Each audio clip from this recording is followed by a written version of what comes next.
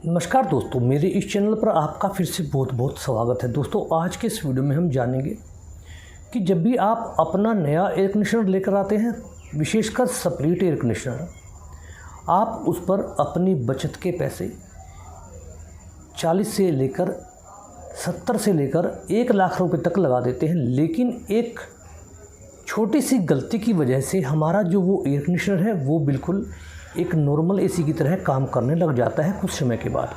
ऐसा क्यों होता है, आपको इसके बारे में जागरूक होना पड़ेगा, क्योंकि दोस्तों ये आपका अधिकार है। जब आप इतनी महंगी और कंपनी की चीज़ लेकर आते हैं और उसे कंपनी के टेक्नीशियन के द्वारा ही लगवाते हैं, लेकिन उसमें कुछ लूज पोल होते हैं जो टेक्नीशियन छोड़ जाता है और आपका इतना महंगा और बढ़िया एसी कबाड़ हो जाता है कुछ समय चलने के बाद। वो इसलिए होता है, वो मैं आपको बताऊंगा, क्योंकि यह जानना आपके लिए बहुत ज़रूरी है। क्योंकि आपका जो एयर कंडीशनर है वो एक अच्छी कंपनी का है और उसका रिज़ल्ट भी अच्छा ही आएगा अगर उसे ठीक तरह से इंस्टॉल किया गया होगा, यानी ठीक तरह से उसे लगाया गया होगा, उसकी असेंबली को ठीक तरह से किया गया होगा। वही जो छोटी छोटी बातें हैं जिसे हमें नज़रअंदाज नहीं करना और आपको अपने सामने ही वो एयर कंडीशनर लगवाना है, मैं सभी बातें इस वीडियो में बताने जा रहा हूँ। आप वीडियो में लास्ट तक रहिएगा। तो सबसे पहले दोस्तों, एयर कंडीशनर किसी भी कंपनी का हो, जब हम उसको हैंग करने के लिए उसकी बैक वाली प्लेट लगवाते हैं तो हमेशा आप इसमें कुछ जो होल हैं वो फालतू ही लगवाएं। कई बार टेक्नीशियंस इनको 4 या 5 होल पर ही हैंग कर जाता है, जिससे कई बार कोई होल अगर अच्छी तरह मजबूती से दीवार में नहीं हुआ तो हमारा एयर कंडीशनर की जो फाउंडेशन है वो ढीली हो जाती है और वो जल्दी से कभी ना कभी गिर भी सकता है। इसलिए आप अच्छी तरह से उस प्लेट को फिक्स करवाएं और मजबूती से उसे दीवार के साथ चिपकवाने के लिए टेक्नीशियंस को बोलें। उसके बाद आपको करना क्या है, जो हमारी इंडोर की मेन पाइप होती है जिसे हमें कनेक्ट करना है आउटडोर की पाइपिंग से, उसके इंसुलेशन को अच्छी तरह से करवाएं। अगर हमने इंसुलेशन में कुछ लापरवाही का इस्तेमाल कर दिया तो आपका जो वाटर है वो यहाँ से लीक होना शुरू हो जाएगा और उसके लिए फिर आपको पूरा एसी ही उतरवा कर दोबारा से ये कार्य करवाने होंगे। इसलिए यहाँ पर अच्छी तरह से इंसुलेशन करवाने के बाद ही आप अपने एयर कंडीशनर को हैंग करवाएं। वायर जो हमारी आउटडोर से लेकर इंडोर की होती है वो हमारी कंपनी के द्वारा ही भेजी होती है। अगर वो वायर कंपनी ने नहीं भेजी है तो आप उचित गेज की वायर ही अपने आउटडोर और इंडोर के साथ कनेक्ट करें। अंडर गेज की वायर कनेक्ट ना करें, नहीं तो आपको बाद में परेशानी आ सकती है। सबसे मेन बात दोस्तों, जब भी टेक्नीशियन पाइपिंग के फ्लेयर बनाता है तो वो फ्लेयर अच्छी तरह से होने चाहिए, साफ और सुथरे। अभी आप राइट साइड में देख रहे हैं ये एक फ्लेयर है और ये कुछ कटा हुआ है।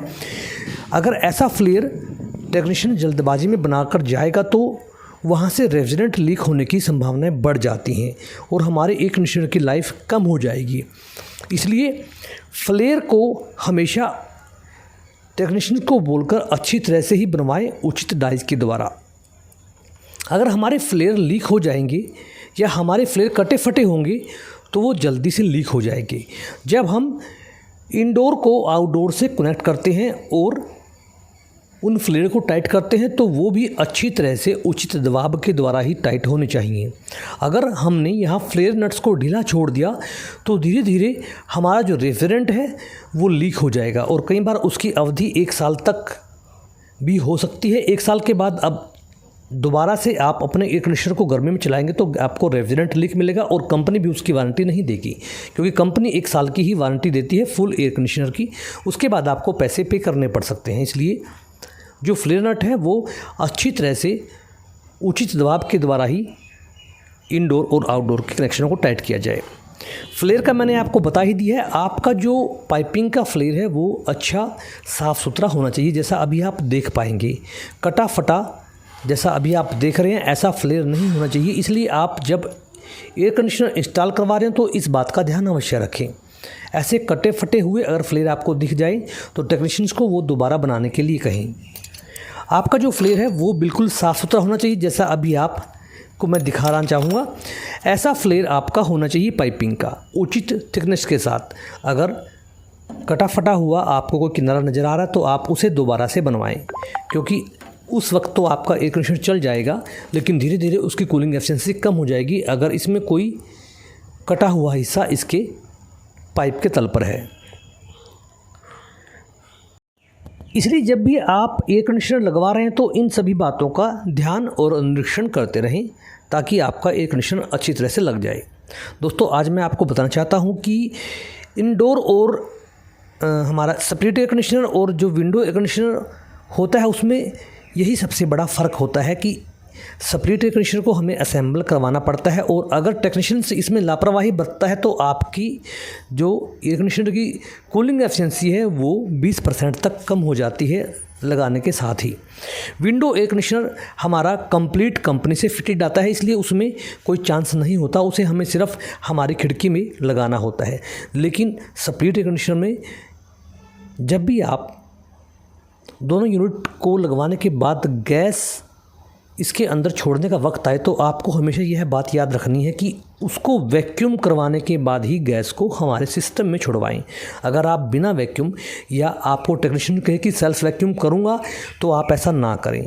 अगर टेक्नीशियन वैक्यूम नहीं करता तो आपके एयर कंडीशनर की कूलिंग एफिशिएंसी लगभग 20% कम हो जाएगी और वो एक ऐसे रोग से ग्रसित हो जाएगा जैसा इंसानों के शरीर में टीबी का रोग हो जाता है, वो हमारे एयर कंडीशनर में चला जाएगा क्योंकि नमी पूरी तरह से सिस्टम से बाहर नहीं निकलेगी और इससे धीरे धीरे हमारा जो यूनिट है वो अंदरूनी रूप से ख़राब हो जाएगा और आपका एयर कंडीशनर जो लगभग 10 से 15 साल चलने वाला था वो 4 या 5 सालों में ही कंडम हो जाएगा। इसलिए आप बिना वैक्यूम करे कभी भी अपने सेपरेट एयर कंडीशनर में गैस को ना फिल करवाएं। ये बात हमेशा ध्यान रखें, नहीं तो आपका एयर कंडीशनर जो कि बहुत महंगा है वो पूरी तरह से बर्बाद हो जाएगा।